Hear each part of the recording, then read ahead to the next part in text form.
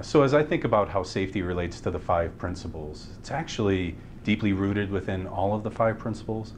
And one of the things that to me makes it really powerful is that as I speak with different leaders, they actually relate to safety personally. Some speak to it very specifically as the responsibility principle. They actually use that as the example when they're speaking of the responsibility principle. Whereas others refer to it as the mutuality principle, that there's really no better example of mutuality between the associate and Mars. All associates are absolutely essential to the success of Mars Wrigley Confectionery. And we recognize that the consequences of an incident can be quite personal and unfortunately can be quite permanent. And the reality is that each and every one of us have somebody that's relying on us and somebody that we rely on. I hear often that safety is our first priority. And I understand the intent, and I think the intent is right. But the reality is that we have many priorities. And also that priorities change and values remain the same. So really what we aim to do is make sure that safety becomes a personal value of each and every associate that works at Mars. The health and safety vision of Mars is all associates believing all incidents are preventable and feeling empowered to protect the health and safety of people both within the work environment as well as beyond. The ultimate goal of safety at Mars is to ensure that all associates return home from the workplace at least as healthy as they left home, if not better. So actually I recall a time earlier in my career. It was at the time when I was regional manager for Asia Pacific and India. And I was visiting a site in Australia. And the purpose of the visit was there really to do an audit. But with every visit, we began with a site tour. And I recall doing the site tour and entering into the sheeting room. And I remember seeing a guy by the name of Brian, who I've become, quite familiar with, good friends with over the years. And I remember walking up to Brian, shaking his hand, asking how the family was, just talking about some, small things. And our conversation turned to the work that was happening in the next room. Because in the next room, we were actually rebuilding a different sheeting line. And with that rebuild of the equipment, we were really upgrading the guarding, installing state-of-the-art guarding that was better than the guarding that was on the existing machine that Brian was working on. And I remember asking Brian specifically on, how did he feel about the guarding? And Brian actually was really seemed pretty positive. Not only was the guarding safer, but it actually made his job quite, a lot easier. So again, it was a really good sign in the fact that he was, welcoming the new guarding that was going to be coming within the facility. And, we agreed that after that machine was done, that we would, install the guarding on the machine that he was working on. And, following the conversation, finished the tour, went back to the conference room and really sat down to do the paperwork part of the audit. And I recall, a bit after that, there was a knock on the door. And someone else walked in the room and whispered in the ear of the local HSE manager, who seemed to be a bit flustered after hearing the news, and excused himself and said that he needed to take care of something and he'd come back. He was gone for quite a while, 10, 15, 20, 30 minutes. And he returned to the room and sat down at the table and said that he was ready to start again. And I asked him, I said, well, what happened? What did you have to take care of? And he said, well, there was an accident. And he proceeded to tell me that there was an accident that occurred and it actually involved Brian, same person that I was talking to earlier in the day, in the same part of the facility, on the same equipment that we were standing in front of.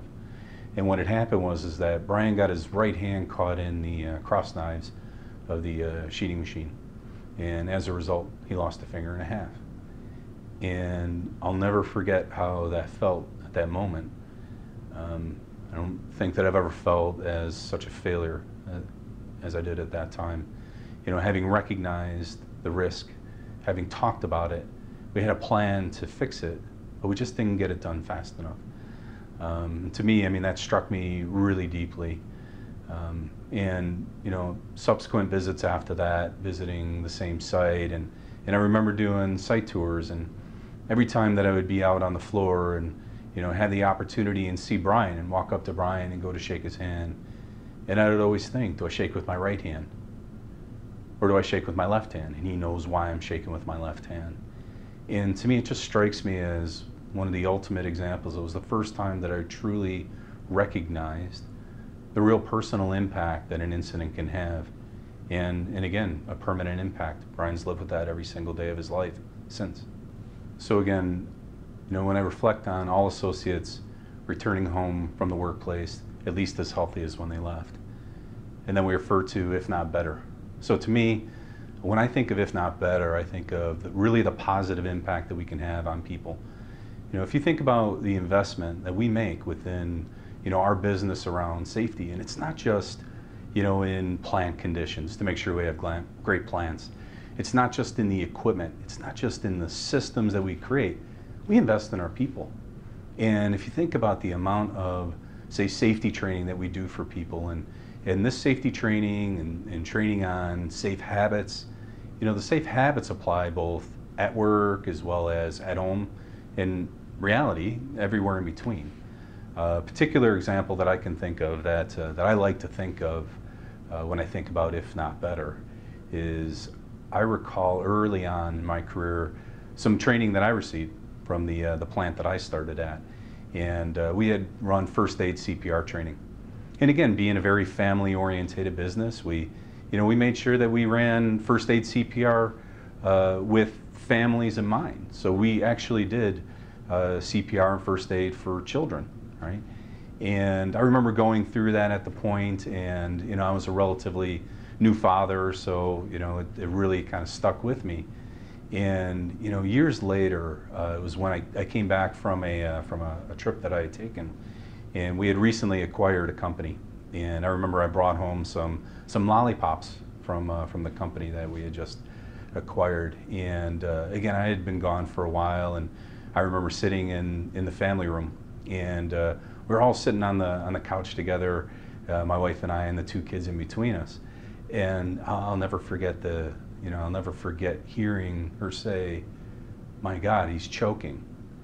And looking up at that point away from the TV and seeing my son, who at the time was 5 or 6 years old, little guy, and I remember him, he was eating the lollipop, sucking on the lollipop, and the top came off and lodged in his throat. And I'll never forget, he was actually taking the stick and he was kind of, trying to show me where it was that, that he felt uncomfortable and he couldn't breathe.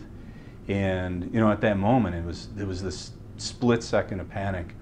And then I'd say that, the training and the skills that I was given really took over. And, I had, asked my wife to call 911, and I started the Heimlich maneuver on my son. And, I'll never forget, again, he's a little guy, so you're kind of gentle with him in the beginning. And I remember I got the top of the lollipop up, and I stood him up, and, and I remember he took a deep breath in, and I could hear it get stuck back in his throat, right? And that happened 2 or 3 times, then I started to feel really quite desperate. And I remember at that point, I wasn't going to let that happen, and I really just gave some really solid thrusts.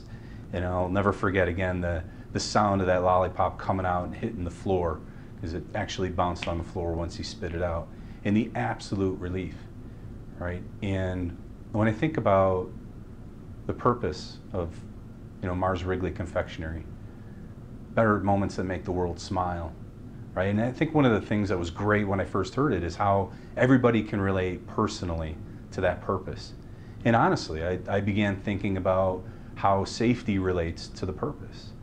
And I use that personal example of mine, and I think about all the moments that I've had right in the years since. So it's been 14 years since that happened. All the wonderful moments that I've had with my son that I may not have had, right? So to me, it's just a really powerful example of how we can make our associates return home to the workplace from the workplace better than when they left.